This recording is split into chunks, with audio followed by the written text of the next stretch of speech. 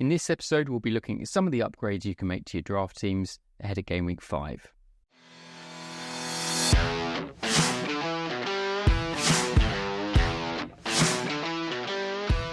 Welcome back to the Draft FC podcast, the podcast website and YouTube channel dedicated to all things official draft FPL. My name is Mitch and I'm your host for another Game Week preview, going over waiver options, hidden gems and general Premier League chat ahead of Game Week 5. Now, the return after the international break created a little bit of disruption in our predicted lineups, and as we enter the sort of realms of European ties, Carabao Cup rounds this week, we've got more food for thought in terms of trying to second-guess managers' plans. Some fairly predictable results in Game Week 4. The biggest upset was Forest getting a 1-0 win away at Anfield, which they haven't done since the 70s or something like that, which was excellent for them. And the other big result was Everton coming away with another defeat, having gone 2-0 up.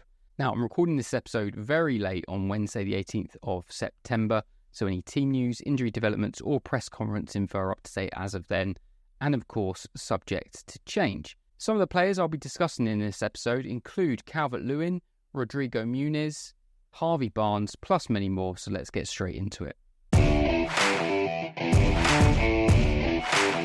So a reminder that the waivers ahead of Game Week 5 will process at 11 a.m. UK time on Friday, ahead of the main Game Week deadline, 11 o'clock on Saturday. A quick look at Waiver Watch. This data all comes courtesy of our site at Draft FC, which you can access by yourselves if you want to. Just sign up at draftfc.co.uk and have a look at everything else we've got on offer there.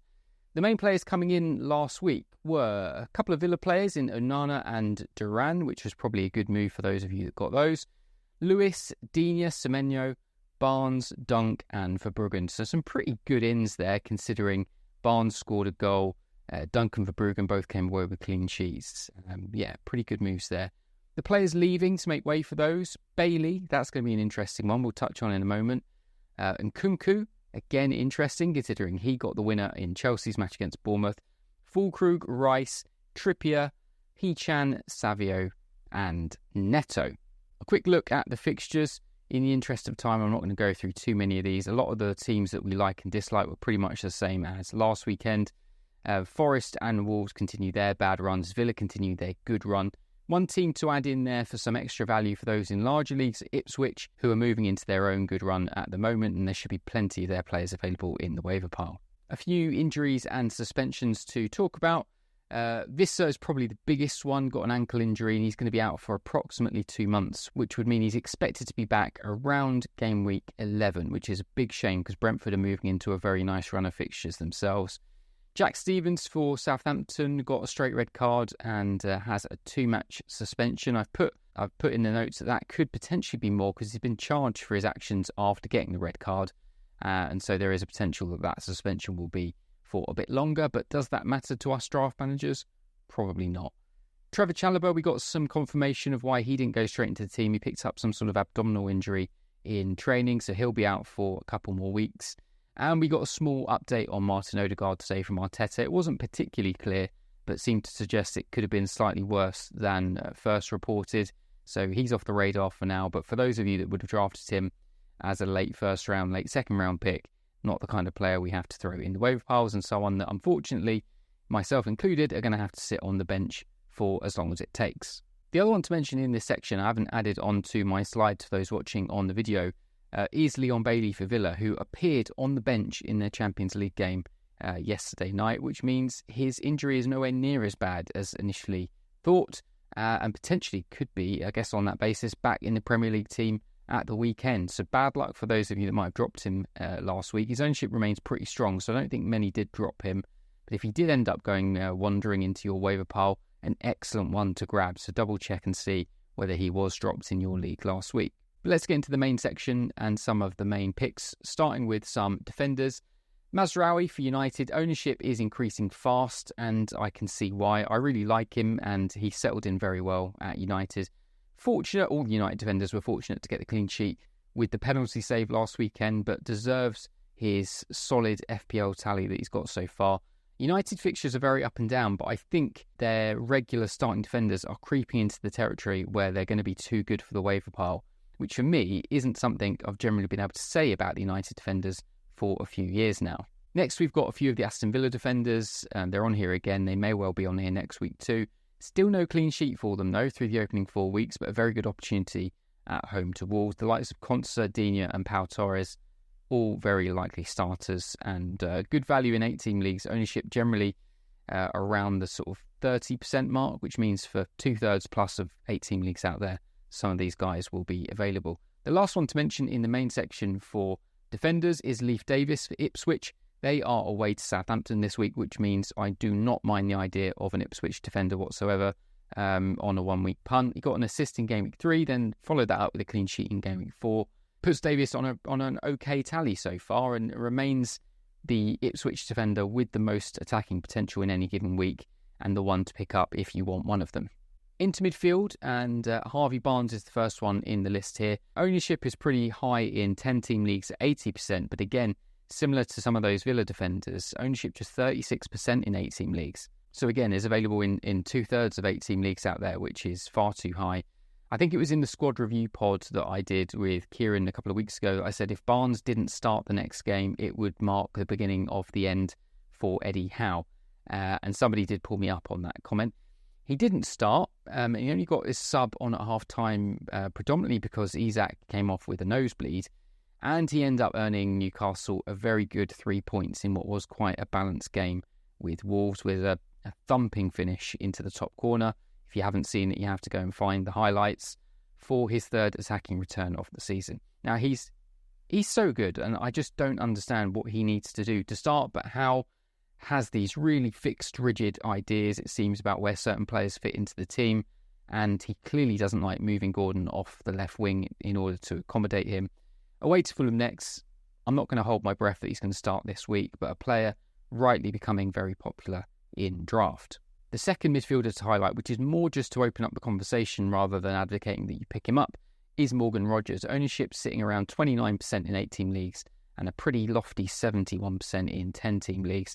A slight overall increase in ownership last week. Interestingly, if we look at just the top 100 leagues, there was a very slight decrease in his ownership. Now, if anyone has ever worked in a hospital, the internal emergency number isn't 999, it's not 911, it's 2222. And so far, that's what Rogers has produced in terms of FPL points, despite all the hype and all the chat. Now, I don't think it's an emergency right this second. I did say last week, if he blanked again, we might have to start considering him in our draft teams. I would say to give him one more chance, because Wolves at home in a derby game is a very good opportunity for him to show what he can do. And it's the sort of game he could just grab by the scruff of the neck and do very well in. If he makes it 5 blanks in a row, though, I'd be looking to move him on next week. Now, in terms of strikers, the first one on the list is Jamie Vardy. Now, in my own main draft team, I dropped Xerxes last week in favour of picking up Jamie Vardy, which gives me some draft nostalgia, really, of having Vardy, because I had him back in one of his prolific seasons a few years back and was rewarded with a goal straight away, which is always nice when you make a bit of a high-profile forward change in the waivers so early on. So we're not seeing anything to suggest his minutes are under threat, and he's looking pretty sharp so far. Everton at home this week, and then Bournemouth at home the week after next in Game Week 7 should provide Vardy with opportunities. And given what we've seen so far, I think we have to value Vardy as a very solid mid-level forward option who, as we know, can pop up with a goal in even the hardest of fixtures. And then the second one is Duran, who we mentioned last week, and he's now got his 3rd goal off the bench, and interestingly, not given the start in their Champions League game yesterday against Young Boys. So I wouldn't read too much into the images of Watkins sitting there with his ankle under ice. I think he'll be fine for the weekend. If so far is anything to go by, Duran will probably be coming off the bench again in the Premier League, but 20 minutes, it seems, is all he needs at the moment to score. An injury to Watkins, though, could really turn Duran into an FPL superstar. And if you need any evidence to suggest he's on that sort of trajectory, again, just go and check out the highlights for his goal at the weekend if you haven't seen it yet. Now, last week, I did a bit of a deep dive on Gibbs White, Mohamed Kudus and Semenyo, and I said in there that I was maybe thinking about creating a new little segment within the main segment where I do a bit of a player A versus player B comparison. The hardest thing this week was coming up with a name for this little sub-segment, but with lots of thought and lots of typing into ChatGPT, we have come up with Draft Duel, which, let me know whether you like that name. If you've got a better name, feel free to suggest it in the comments below. This is going to be a regular feature from now on until I get bored or until someone tells me that it's not very useful, where I'm going to just pick 2 players who I think kind of stand out for whatever reason at that given moment in time, who are fairly similar, who are drawing a lot of attention, drawing a lot of questions in the chats and things, and basically just comparing and contrasting the one to the other. So for our first official draft duel of the season, I have decided to look at Calvert-Lewin and Rodrigo Muniz, because both of these are appearing in questions for different reasons. Calvert-Lewin seems to be very much on the up, whereas lots of managers are getting cold feet about Muniz. So as I did with that comparison with the 3 players last week, I'm keeping this table as it is for now, and I'll probably make slight tweaks to this as we move along. And again, if you think there's anything that should be included in these, then let me know and I'll see if I think they should be in there too. So if we look at their numbers in general, well, if we start by what they've done so far. So far this season, Calvert-Lewin's non-penalty expected goal involvements per 90 is about 0.5, which sits roughly in with his career average. Last season, it was higher at 0.61, which is excellent. But if we look at last season as a whole, his XG specifically was around 14 and he scored just 7. So not a very good chance conversion. And for those watching, similar to what I did last week, I've done expected goal involvements over goal involvement. So basically, how many chances do they need? How good at chance conversion are they? And you can see there that for Calvert-Lewin last season, it was 1.9, which basically means he needs an XG of 2 to score 1, or at least he did last season, which is out of character for him. Whereas Rodrigo Muniz, his was 1.0. So for him, if he got 1 XG, he scored 1 goal. If he got 1 expected assist, he put up 1 assist. So we can pretty much use his underlying numbers to predict what he's going to do. In terms of their average draft ranking, you can see that Calvert-Lewin went at 120th overall. So, and to be fair, I wouldn't have had him too much lower than that in my own rankings in pre-season, just purely based off of his form from last year. But so far from what we've seen, it has been promising. If we turn our attention to Muniz and Fulham, just the 7 points so far, expecting goal involvements of 1.2, but absolutely none to show for it. Non-penalty expected goal involvements per 90 at the moment is 0.41. Last season it was 0.55, which is a very solid mid-level good striker performance. And as I just said, his conversion rate was about 1-for-1 in terms of his underlying stats. His draft rank was much higher than Calvert-Lewin's at 72. If we plug those numbers together and do some simple tapping away on the calculator, both of them are currently projected to get around 13 attacking returns for the season. So that's goals and or assists. So depending on which numbers you prefer, you can probably make a statistical case for either of these guys, but actually they rate fairly similarly on paper. So don't read too much into Muniz's benching last weekend either. That was simply due to the international break and the travelling he had to do, and I expect him to be back in the team this week. The key detail from all of those numbers really is Calvert-Lewin's chance conversion from last year, which really wasn't good enough and is a bit of a red flag, but early signs this year do suggest a return to his more usual form. As it stands, if I had free choice of either one, I would still take Muniz over Calvert-Lewin. But Muniz is certainly dropping in my rankings, and Calvert-Lewin is certainly rising in my rankings. And if they carry on at their rate as they are now, within a couple of weeks, Calvert-Lewin will probably have overtaken Muniz in that rank. Let's look at some hidden gems. I'll skim over some of these in the interest of time. In terms of defenders, Kadioglu for Brighton got just under half an hour as a sub in their 0-0 with Ipswich, replacing Hinshelwood at left-back. And tonight, in their Carabao Cup game with Wolves, we've seen a Estupiñán start in what essentially looks like their B team. This would give me much more of a positive indication that Kadioglu may be closer to a Premier League start than Estupiñán. Brighton defence doesn't massively interest me right now, though, given their fixtures, but it is a spot that seems to attract a lot of attention and seems to be quite attractive for a lot of draft managers out there. I know lots of people still question whether they should bring in Estupiñán. Interestingly, pretty much as I'm recording this, Brighton in that match against Wolves, Kadioglu must have come on as a second-half substitute and he scored. So just another little nod towards him potentially getting the edge over Estupiñán as it stands. In midfield, there are a couple of one very interesting option, in my opinion. It won't surprise you if you followed us from the pre-season content.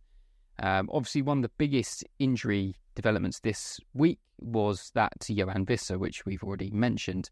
So naturally, when somebody gets injured like that, it opens the door to somebody else.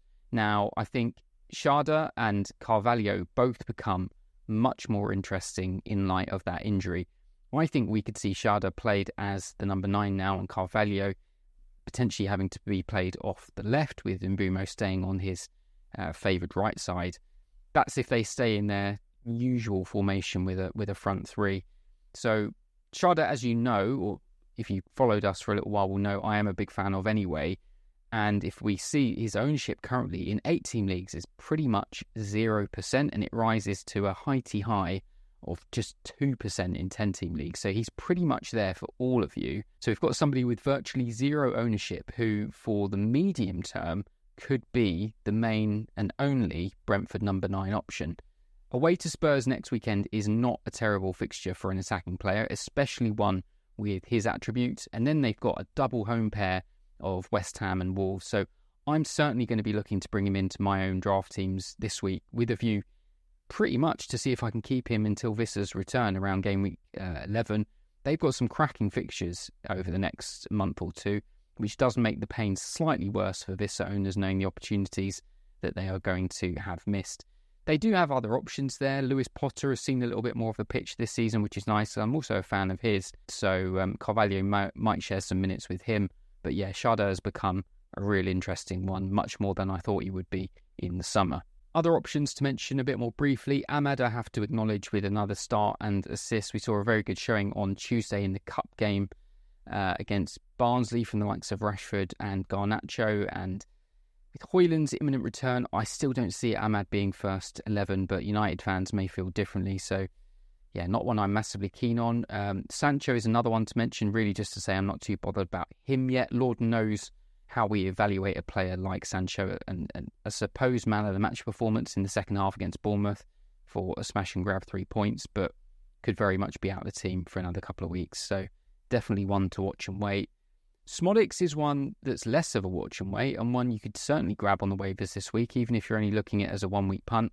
I think he's an excellent hipster pick for those of you that like your attackers from a newly promoted side, with the potential to be a bit of a talisman for them this season. So I think it will start nearly every game. We know the way Ipswich like to rotate a lot mid-game, so McKenna makes it pretty clear that he likes 3 or 4 attacking subs on the bench, and he tends to use them at quite a premeditated point around the 60-minute mark. So Smolix is unlikely to get many 90 minutes, but as I said, even if you're just looking at it as a 1 week punt against Southampton, any game against Southampton is something I'll be targeting for the foreseeable future. And then the last name is McNeil, a waiver pile all-star. I'm mentioning him more to urge caution here, as those of you that manage Knee-Jerk FC will be thinking he's a must-have in this week's waivers. This is what McNeil does, and unfortunately he's always a victim of inconsistency. And a lot of that really comes from the inconsistency that Everton display in an attacking sense, despite his own best efforts. He's bang on the money for his expected output and what he's done so far. Leicester away isn't a bad fixture for this week, but I do fancy Leicester in this one, and just not one I'm really interested in at the moment. And a couple of strikers to mention quickly. As predicted in our lineups, Archer came into the Southampton 11 to replace Armstrong and promptly missed a penalty that could have put Southampton 1-0 up.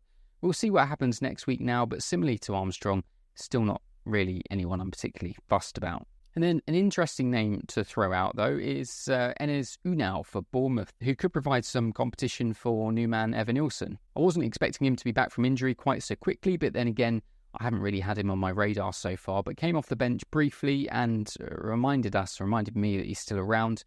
Last season, he got just 283 minutes in the league, but still managed 2 goals and 2 assists. So it'd be interesting to see what he could do with some starts, and if Evan Nilsson doesn't find his groove soon, it may not be long before we find out. Not many hugely enticing options for a most hidden gem pick this week, and I'll put you out of your misery very quickly and say that I've gone for Jacob Greaves for Ipswich, whose ownership is just 9% in 16-team leagues. So alongside Leif Davis, Greaves is probably the most nailed defender in that Ipswich backline, and say one of the very safe ways into the Ipswich defence. Currently Underlying attacking stats don't support massive potential there, but he is a threat from set pieces.